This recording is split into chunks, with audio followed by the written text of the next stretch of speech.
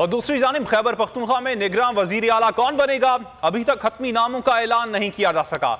शौकत यूसुफजई कहते हैं 6-7 नाम शॉर्टलिस्ट किए गए हैं, जिनमें साहबजादा सईद, जस्टिस अजमल, जावेद इकबाल और बैरिस्टर सैफ भी शामिल हैं। ताहम खत्मी नाम जल्द पेश कर देंगे। अपोजिशन रहनुमा अकरम दुरानी का कहना था कि निगरान वजीर आला के लिए नाम आज फाइनल कर लेंगे।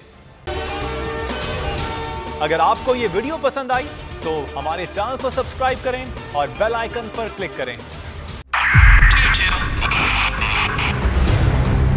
2022 बहुत सारे तोहफे भी देके गया पाकिस्तान की आवाम को। पाकिस्तान की आवाम को एक तोहफा ये दिया कि आवाम को पता चल गया कि पाकिस्तान का मीडिया क्या है। साल 2022 में सबसे ज्यादा देखे जाने वाला चैनल बोल न्यूज रहा नंबर 1। हमने बहुत सारे शोज और ट्रांसमिशंस की, पूरा साल मुसलसल जदोजहद में निकल गया कि ये वोट ऑफ कॉन्फिडेंस के पीछे कौन लोग थे।